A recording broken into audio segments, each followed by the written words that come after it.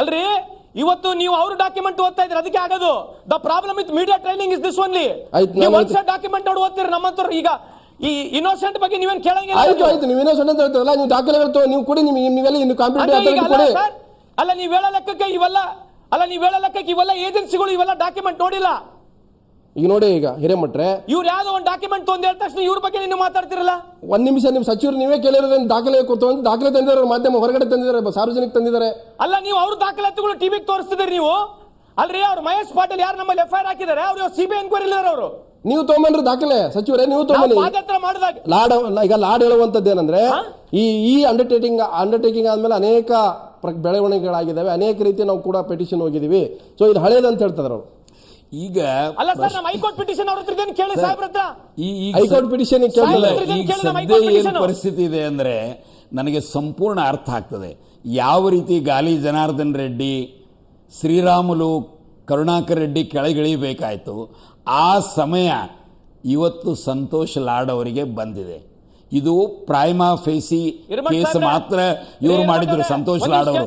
ಇವತ್ತು supreme court ಕೊನೆಯ judgement, ಇವತ್ತು ಹಲವಾರು CEC ರಿಪೋರ್ಟ್ಸ್, ಈ ಎಲ್ಲ ಸತ್ಯ ಸಂಗತಿಗಳು ಹೊರಗೆ ಏನ್ ಬರ್ತಾ ಇದೆ.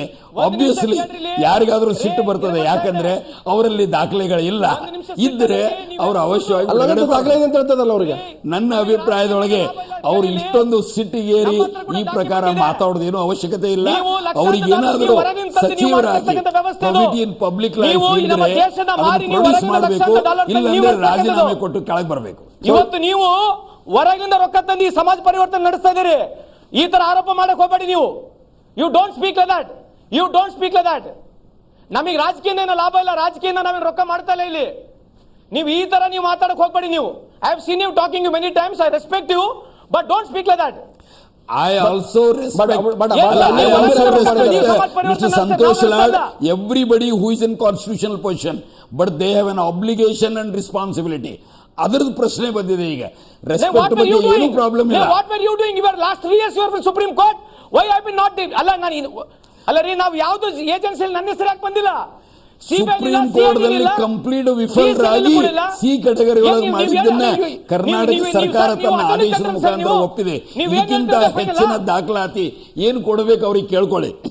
ನೀವು ಕೊಡೋ ದಾಖಲಾತಿಗಳು ಒಂದ್ ಸೈಡ್ ದಾಖಲಾತಿಗಳಿದಾವೆ. ನೀವು ಕೊಡೋ ದಾಖಲಾತಿ ನಾಳೆ ನಾನು ಕೊಡ್ತೀನಿ ಪ್ರೆಸ್ಸಿಗೆ. ನೀವು ಕೊಡೋ ದಾಖಲಾತಿಗಳು ಸುಳ್ಳು.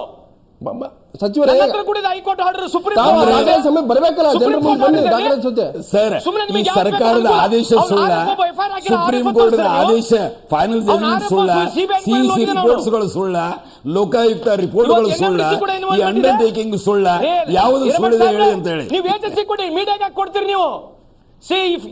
If your documents are genuine, give it to CBI. Give it to CEC, give it to Supreme Court. ಈಗ CBIಗೆ ಕೊಡೋದು ಏನೋ ಅವಶ್ಯಕತೆ ಇಲ್ಲ. ಕ್ರಿಮಿನಾಲಿಟಿ ಅದು ಜೈಲಿಗೆ ಹೋಗುವಂತ ಪ್ರಸಂಗ ಬರೋದು ಈಗ ಅದು ಪ್ರಶ್ನೆ ಅಲ್ಲ. ಈಗ ಅವರು ಅಕ್ರಮ ಗಣಿಗಾರಿಕೆಯಲ್ಲಿ ತೊಡಗಿದ್ದಾರೆ. ಆ ಜವಾಬ್ದಾರಿ ಇದ್ರೆ ಅವರು ತಕ್ಷಣವಾಗಿ ಕುರ್ಚಿಯನ್ನ ಏನ್ ಮಾಡಬೇಕು, ಖಾಲಿ ಮಾಡಬೇಕು ಅನ್ನೋ ಪ್ರಶ್ನೆ ಇದೆ. ಅದು CBI ಏನಾಗ್ತದೆ ಮುಂದೆ 2-3, ನಾನು 3 ಸ್ಟೇಜ್ ಹೇಳಿದ್ದೀನಿ ತಮಗೆ. ಸೆಕೆಂಡ್, ಥರ್ಡ್ ಸ್ಟೇಜು ಫಾಲೋ ಆಗ್ತವೆ, ಅವು ಎಲ್ಲಿ ಹೋಗೋದಿಲ್ಲ. ನಿಮಗೆ ನಾವು ಸ್ಟೇಜ್ ಹೇಳ್ತೇವೆ ಸರ್, ನೀವು ಅದನ್ನೆಲ್ಲ ಹೇಳ್ಬೇಡಿ. ಈಗ ನಮ್ಮ ಬಗ್ಗೆ ಏನು ಅಲಿಗೇಷನ್ ಮಾಡಿದಿರಿ ಅದಕ್ಕೆ ಕ್ಲಾರಿಫಿಕೇಶನ್ ಕೊಡ್ತಾ ತಗೊಳ್ಳಿ. ನಿಮ್ಮ 3 ಸ್ಟೇಜ್ 4 ಸ್ಟೇಜ್ ನಾವೆಲ್ಲ ಕೇಳ್ಕೊಂತ ಕುಂದ್ರನ. ಈಗ now there is no allegation on me. ನೀವು ಅಲಿಗೇಷನ್ ಅಲಿಗೇಷನ್ ಅಲ್ಲ, ಇರ್ರೆಫ್ಯೂಟಬಲ್ ಎವಿಡೆನ್ಸ್ ಇದೆ. ಇದರೊಳಗೆ ಅಲಿಗೇಷನ್ ಪ್ರಶ್ನೆ ಇಲ್ಲ. ಡಾಕ್ಯುಮೆಂಟ್ಸ್ ಇಲ್ಲ ಮೀಡಿಯಾ ಹತ್ರ. ಹೈಕೋರ್ಟ್ ಆಗಲಿ, ಸುಪ್ರೀಂ ಕೋರ್ಟ್ ಆಗಲಿ, CEC ಆಗಲಿ, CID ಡಾಕ್ಯುಮೆಂಟ್ಸ್ಗಳು ಇಲ್ಲ. ನಿಮಗೆ ಯಾವ ಕನ್ವಿನಿಯಂಟ್ ಡಾಕ್ಯುಮೆಂಟ್ಸ್ ಬೇಕು ಆ ಡಾಕ್ಯುಮೆಂಟ್ಸ್ ತರಿಸಿ ನೀವು ಮೀಡಿಯಾಕ್ಕೆ ತೋರಿಸಿ ಹೋಗ್ಬಿಡೋದು ಅಷ್ಟೇ. ನೀವು ಈಗ ಸಂತೋಷ್ ಲಾಡ್ ಅವರೇ ಒಂದು ಪ್ರಶ್ನೆಯಲ್ಲಿ ತಾವು ಸಮಾಧಾನ ಕೇಳಿದ್ರೆ, ಸಂತೋಷ್ ಲಾಡ್ ಅವರು ಒಂದು ಸಮಾಧಾನ ಕೇಳ್ತಾರ, ಒಂದು ಪ್ರಶ್ನೆ ನೀವೇ ಒಂದು ಹೇಳಿಕೆಯನ್ನು ಕೊಟ್ಟಿದ್ರಿ ಸರ್. ನೀವು ಒಂದ್ ಸೈಡ್ ಅಲ್ಲಿ ಕೂತ್ಕೊಂಡು ಮೀಡಿಯಾ ಟ್ರಯಲ್ ಮಾಡ್ತೀರಿ. ನೀವು ಒಂದ್ ನಿಮಿಷ ಕೇಳ್ರಿ ಸಚಿವರೇ, ಒಂದ್ ನಿಮಿಷ. ಎಲ್ಲ ಸುಪ್ರೀಂ ಕೋರ್ಟ್ ನೀವು ಒಂದ್ ನಿಮಿಷ ನೀವೇ ಕೊಟ್ಟರು ಸ್ಟೇಟ್ಮೆಂಟ್ ಅನ್ನು ಓದ್ತಾ ಇದ್ದೀನಿ ಇಲ್ಲಿ.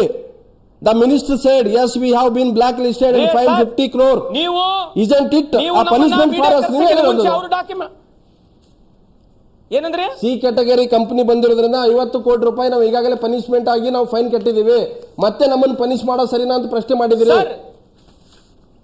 ನೀವು ಸುಮ್ಮನೆ ಯಾವ್ದೋ ಒಂದು ರಿಪೋರ್ಟ್ ಇಟ್ಕೊಂಡು ಓದ್ಬೇಡಿ ಹೂಗಾರ್ ಅವ್ರೆ. ನೀವ್ ಹೇಳಿದ್ದು ಸಂತೋಷ್ ಲಾಡ್ ಹೇಳಿದ್ರು, ಸಂತೋಷ್ ಲಾಡ್ ಹೇಳಿದ್ರು CEC ಅಲ್ಲ ಹೌದು ಸರ್, ಸಿಸಿ ಅವರು ನಮಗೆ ಪೆನಾಲ್ಟಿ ಹಾಕಿದ್ದಾರೆ. ಮತ್ತೆ ಹಾಗಾದ್ರೆ 51 ಕಂಪನಿಯಲ್ಲಿ VSLR ಅದು ಕಂಪನಿ open ಇಲ್ವಾ? document ಅಲ್ಲ ಸರ್, ಇವೆಲ್ಲ ಡಾಕ್ಯುಮೆಂಟ್ಗಳು ಓಪನ್ ಆಗಿರ್ಲಿಲ್ವಾ ಈ 4 ವರ್ಷ? ನಾನು ಹೇಳ್ತಾರೆ ನಿಮ್ಮ ಹತ್ರ ದಾಖಲೆಗಳನ್ನು ತಗೊಂಬನ್ನಿ. ಅವರು ದಾಖಲೆ ತಂದಿದ್ದಾರೆ. ನಾನು ಸಚಿವರೇ, ನೀವು ದಾಖಲೆ ಇದ್ರೆ ದಾಖಲೆ ತಗೊಂಡು ನೀವು ಬಂದೇ ಇಲ್ಲ ಹೊರಗಡೆ. ಸರ್ ನಮ್ಮನ್ನ ಏನ್ ಮಾಡಿ ಒಂದೇ ಸ್ಟೇಜ್ ಅಲ್ಲಿ ಕುಂದಿರ್ಸಿ, ಇಲ್ಲಿ ಕುಂದಿರ್ಸಿ, ನೀವು ಅಲ್ಲಿ ಕುಂದಿರ್ಸಿ ಮಾತಾಡ್ಸಕ್ ಹೋಗ್ಬೇಡಿ. ಅಲ್ಲ, ಸಂತೋಷ್ ಲಾಡ್ ಡೆಲ್ಲಿಯಲ್ಲಿ ಇರೋದ್ರಿಂದ ಡೆಲ್ಲಿಯಲ್ಲಿ ಕೂಡಿಸಿ ನಾವು ಅಷ್ಟೇ. ಬೆಂಗಳೂರಲ್ಲಿ ಇದ್ದಿದ್ರೆ ಬೆಂಗಳೂರು ಸ್ಟುಡಿಯೋ ಕೇಳ್ತಿದ್ವಿ ನಾವು. ನೀವು ಹಿಂಗೆ ಅಲ್ಲ ಸರ್, ನೀವು ಮೀಡಿಯಾ ಟ್ರಯಲ್ ಮಾಡಂಗಿದ್ರೆ 2 ಡಾಕ್ಯುಮೆಂಟ್ಸ್ ತಗೊಂಡು ಮೀಡಿಯಾ ಟ್ರಯಲ್ ಮಾಡಿ. ನಮ್ ಡಾಕ್ಯುಮೆಂಟ್ಸ್ ಓದಿಲ್ಲ ನೀವು. ಈಗ ಅವ್ರ ಡಾಕ್ಯುಮೆಂಟ್ಸ್ ನೀವು ಓದ್ತಾ ಇದ್ರೆ ಜನಕ್ಕೆ ತಪ್ಪು ಕಲ್ಪನೆ ಹೋಗುತ್ತೆ. ಅದೇನ ಹೇಳ್ತಾರೆ ನಿಮ್ ದಾಖಲೆ ನೀವು ಹೇಳಿ. ನೀವು ದೆಹಲಿಯಲ್ಲಿ ಇರೋದ್ರಿಂದ ನಾನು ಕೇಳ್ತಿರೋದು. ನೀವು ಇಲ್ಲೇ ಇದ್ದಿದ್ರೆ ನೀವು ಕೂಡ ಸ್ಟುಡಿಯೋದಲ್ಲಿ ದಾಖಲೆನೇ ತೋರಿಸಬಹುದಿತ್ತಲ್ಲ. ಯಾಕೆ ಪೇನ್ ಆಗುತ್ತಂದ್ರೆ, ಊಗರ್ ಅವರೇ, ಯಾಕೆ ಪೇನ್ ಆಗುತ್ತಂತಂದ್ರೆ last 50-60 years we are in mining activity. Illegal ಬಗ್ಗೆ ಅವ್ರಕಿನ್ನ ಚೆನ್ನಾಗಿ ನಾನು ಬುಕ್ ಬರೀಬಹುದು. ಅವ್ರಿಗೆ ಏನು ಗೊತ್ತಿದೆ ಇಲ್ಲಿಗಲ್ ಮೈನಿಂಗ್ ಬಗ್ಗೆ? ಅಂದ್ರೆ ನಿಮ್ಗೆ ಏನು ಗೊತ್ತಿಲ್ಲ. ನೀವು ಹಾಗಿದ್ರೆ ಸುಪ್ರೀಂ ಕೋರ್ಟ್ ನಮ್ಮ ಇದ್ರ ಮೇಲೆ ಸೀಸನ್ನ ಕಳಿಸಿ 5 ವಾಲ್ಯೂಮ್ ಮಾಡಿ ಎಲ್ಲ ಗಣಿಗಾರಿಕೆಯನ್ನ ನಿಷೇಧ ಮಾಡಿ ಇವೆಲ್ಲ ಆರ್ಡರ್ಸ್ ಏನ್ ಫಾಲೋ ಮಾಡುದು, ಇದ್ರ ಬಗ್ಗೆ ಏನ್ ಹೇಳ್ತಾರೆ ಅವರು ನನಗೆ ಗೊತ್ತಿಲ್ಲ. ತುಂಬಾ ನನಗೇನೋ ಅವರು ತುಂಬಾ ಸಿಟ್ಟಿನಲ್ಲಿದ್ದಾರೆ. ಅವರಿಗೆ ದಾಖಲಾತಿಗಳ ಕೊರತೆ ಇರಬಹುದು, ಇದು ಇರಬಹುದು. ಅವರು ಅದನ್ನು ಸಮಾಧಾನದಿಂದ ಜವಾಬ್ದಾರಿ ಸ್ಥಾನದಲ್ಲಿದ್ದಾರೆ. ನಮಗೆ ಎಲ್ಲರೂ ಜವಾಬ್ದಾರಿ ಸ್ಥಾನದಲ್ಲಿರೋರ ಬಗ್ಗೆ ಗೌರವ ಇದೆ. ಅವರು ಸಾರ ವಿಚಾರ ಮಾಡಿ ಅವರು ಯಾವಾಗ ಸುಪ್ರೀಂ ಕೋರ್ಟ್ ನಿಮ್ಮನ್ನ ಬಿ ಕೆಟಗರಿ ಏನ್ ಮಾಡಂತ ಹೇಳ್ತೀರಿ, ಇದು ಸಾಧ್ಯ ಇಲ್ಲ, ಇದು ಎಲ್ಲ ಆರ್ಗ್ಯುಮೆಂಟ್ ಆಗಿದೆ, ಅವರು ವಕೀಲರು ಮಾಡಿದ್ದಾರೆ, ಇವೆಲ್ಲ ಸಿಸಿ ಡಾಕ್ಯುಮೆಂಟ್ಸ್ ಇವೆ, ಇವೆಲ್ಲ ಆಧಾರಗಳ ಮೇಲೆ ಅವರಿಗೆ ಸಾರ್ವಜನಿಕ ಜೀವನದಲ್ಲಿ ಜವಾಬ್ದಾರಿತನ ಇದ್ರೆ ಯಾವ ರೀತಿ ರೆಡ್ಡಿ ಸಹೋದರ ರಾಜೀನಾಮೆ ಕೊಟ್ಟು ಹೊರಗೆ ಬಂದ್ರು ಅವರು ಕೂಡಲೇ ರಾಜೀನಾಮೆ ಕೊಡಬೇಕು. ನನಗನ್ನಿಸೋ ಮಟ್ಟಿಗೆ ಮತ್ತೇನು ಹಾದಿ ಇಲ್ಲ. ಅವೆಲ್ಲ ಡಾಕ್ಯುಮೆಂಟ್ಗಳು ನೋಡಿ ಇವತ್ತು ಫೈನಲ್ ರಿಪೋರ್ಟ್ ಬಂದಿರೋದು. ಇವೆಲ್ಲ ಈಗ ತೋರಿಸ್ತಾ ಇದೆ ರಿಪೋರ್ಟ್ಗಳು. 4 ವರ್ಷ ಆಯ್ತು. ಇವ್ರೇನ್ ಮಾಡ್ತಾ ಇದ್ರಿ? You meant to say you are not submitted this document to Supreme Court. Sir ಇವೆಲ್ಲ ನೋಡ್ಕೊಂಡೆ ಇವತ್ತು ರಿಪೋರ್ಟ್ ಬಂದಿರೋದು. ಈಗ ನಾವು ತಂದಿದ್ದು ಯಾಕಂದ್ರೆ ಹಿರಿಯ ಸ್ವತಂತ್ರ ಹೋರಾಟಗಾರ ಹೇಳಿದ್ರು ಅನಿಲ್ ಲಾಡ್ ಅವರು ಟೆಂಟೆಡ್, ಸಂತೋಷ್ ಲಾಡ್ ಅವರು ಯಾಕಿಲ್ಲ. ಅದರ ಸಲುವಾಗಿ ಬಂದಿದೆ ಪ್ರಶ್ನೆ. ಅದರ ಸಲುವಾಗಿ ಇವೆಲ್ಲ ಪ್ರೊಡ್ಯೂಸ್ ಮಾಡ್ತಾ ಸಮಾಜ ಪರಿವರ್ತನೆ ಲಕ್ಷಾಂತರ ರೂಪಾಯಿ ಡಾಲರ್ ತಂದ್ರೆ ಎಲ್ಲಿಂದ ತರ್ತಾ ಇದ್ದೀರಿ ಲಕ್ಷಾಂತರ ರೂಪಾಯಿ ಡಾಲರ್ಗಳು? ಇದು ಗಂಭೀರವಾದ ಪ್ರಶ್ನೆ. ನಿಮ್ಮ ಸಮಾಜ ಪರಿವರ್ತನಾ ಸಂಸ್ಥೆಗೆ ಹೊರಗಡೆ ದುಡ್ಡು ಬರ್ತಾ ಇದೆ, ನಮ್ಮನ್ನೇನು ಪ್ರಶ್ನೆ ಮಾಡ್ತಾರೆ ಅಂತ ಪ್ರಶ್ನೆ ಮಾಡ್ತಾರೆ. ನನ್ನ ಅಭಿಪ್ರಾಯದೊಳಗೆ ನಾನು ಹೇಗೆ ಅಕ್ರಮ ಗಣಿಗಾರಿಕೆ ಬಗ್ಗೆ ಒಂದ್ ನಿಮಿಷ ಇರಿ ಸಚಿವರೇ, ಇರಿ ಒಂದ್ ನಿಮಿಷ. ಅಲ್ಲ, ಉನ್ನತ ಕೋರ್ಟಿಗೆ ಹೋದೆವು, ಅವರಿಗೆ ಸಂಪೂರ್ಣ ಹಕ್ಕಿದೆ. ನಮ್ದು ತೆರೆದ ಪುಸ್ತಕ ಇದೆ. ನಾವು ಗವರ್ಮೆಂಟ್ ಆಫ್ ಇಂಡಿಯಾದವರಿಗೆ, ಗವರ್ಮೆಂಟ್ ಆಫ್ ಕರ್ನಾಟಕಕ್ಕೆ ನಮ್ಮ ಎಲ್ಲ ದಾಖಲಾತಿಗಳನ್ನ ಸಚಿವರು ಎದ್ದು ಹೋಗ್ತಾ ಹೋಗಿದ್ದಾರೆ. ಮಿನಿಸ್ಟರ್ ಇದ್ದಾರೆ, ಸಚಿವರು ಎದ್ದು ಹೋಗಿದ್ದಾರೆ. ಅವ್ರು ಚರ್ಚೆ ಮಾಡಬೇಕಾದ ಈ ಜವಾಬ್ದಾರಿ ಸ್ಥಾನದಲ್ಲಿದ್ದಾರೆ. ಅವರಿಗೆ ಒಂದು ಸಂವಿಧಾನ ಮತ್ತು ಆಡಳಿತದ ಜವಾಬ್ದಾರಿ ಇರೋದ್ರಿಂದ ಬಹಳ ಸಮಾಧಾನ ಮಾತಾಡಬೇಕಾಗಿದೆ. ಅವ್ರ ಹತ್ರ ದಾಖಲೆಗಳಿದ್ರೆ ಖಂಡಿತವೂ ಕೂಡ ಸುವರ್ಣ ಈಗಲೂ ಹೇಳುತ್ತೆ, ನೇರವಾಗಿ ಹೇಗೆ ಹಿರೇಮಠರು ಬಂದಿದ್ದಾರೆ ಅವ್ರ ಹತ್ರ ಇರೋ ದಾಖಲೆಗಳು ಅವ್ರು ಹೇಳ್ತಾ ಇದ್ದಾರೆ. ನಿಮ್ಮ ದಾಖಲೆ ನೀವು ತರಬೇಕಾಗುತ್ತೆ.